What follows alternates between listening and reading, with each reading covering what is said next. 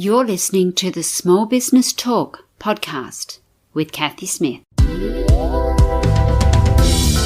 Small Business Talk is a podcast for business owners and entrepreneurs who want a better way to run their businesses without spending years doing it the hard way. Small Business Talk is hosted by Cathy Smith, who has run the same marketing agency for more than 17 years and helped hundreds of business owners achieve their marketing goals. Welcome to Small Business Talk, episode 196. Wow, I can't believe it. We're getting close to 200, and you're not going to believe what I've got in store for you for 200. So thank you, Amy Bett, who will be our next podcast guest, 197, for the idea. So keep listening because we're about to hit 200. Woohoo! Long-time listeners, I bet you never thought that was going to happen. I certainly didn't either. But let's do today's episode, 196. Yesterday I posted on LinkedIn about yes, no, or maybe.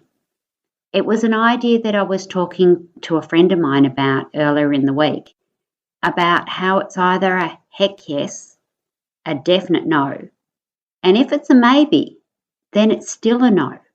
And we were tossing this idea around, and a lot of people gave me a little bit of angst about it. They were saying, well, why was a maybe a definite no?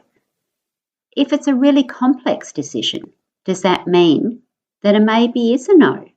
Or is it a set of micro decisions? And then you still need to make a decision, yes or no. As Yoda says, there is do or die. There is no try. So what do you think? Do you think it's miserable maybe and that you need to make that choice? Do you need to go with your gut? Do you need to make a heck yes or a definite no? Or is maybe somewhere where curiosity sleeps, curiosity sits? Curiosity is just what you need to explore. What do you think?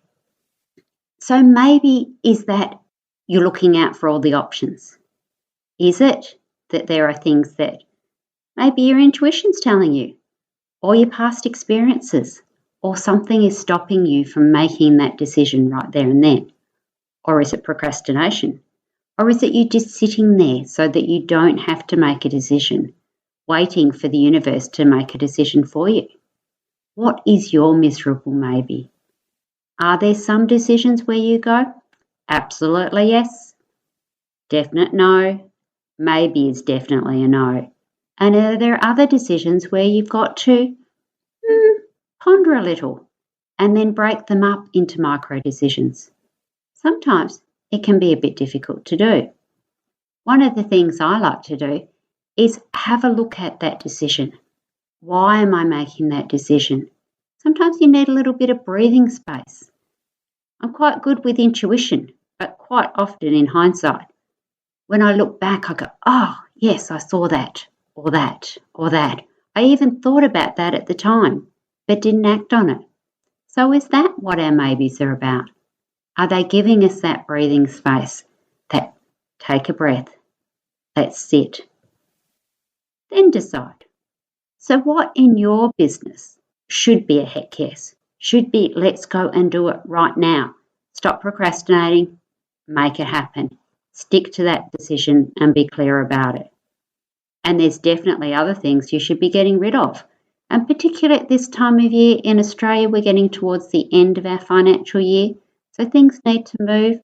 I know other countries don't do it the same time we do. It's also winter here, which is cold and miserable, although we've been very, very lucky this year and it's only just hit. And our winter starts on the 1st of June, not the 21st, like a lot of the other countries change their seasons. Are you making the decisions you need to make for your business? Or are you using maybe or miserable maybe as a procrastination? Have a little think about it and see what it is that you need to be doing and make those decisions. Don't let those decisions make you. Because, of course, not making a decision is actually a decision in itself. So moving forward with your business, we're almost halfway through. I've got a goal setting exercise. It's where you put the big rocks in first. So what is it you want to do for the next part of the year? What is it that you want to do for the following year? 3 years, 10 years. Those goals have got to go in first. And then you've got your smaller rocks, your gravel. Then you can put those in. And then your sand and your water. I'm sure you've all heard of it. If not, I'll put a link in the show notes. It's on cathysmith.com.au website. We've got quite a bit of an in-depth article there that you can have a look at. But make sure that you are sticking to those big rocks. You are making those decisions and not letting them make you. And that's where we're at for today. So next week, I'm talking to Amy Bett, as I mentioned. Now, she's talking all about cash flow, making sure that your business is positive cash flow, solvent, and can go into the future. Absolutely wonderful episode. So I look forward to bringing that to you. And the 200th episode, which is coming right around the corner. Can't wait to show you what we're doing there. Okay, SBT audience, enjoy your journey. Don't forget to subscribe to Small Business Talk podcast and head on over to smallbusinesstalk.com.au/downloads for all the show notes and links to this episode. Remember, to be great, you must start. Pick one tip from today's episode, take action and implement it. Let's meet again next week at the same time and place. Until then, take action. And SBT community, enjoy your journey.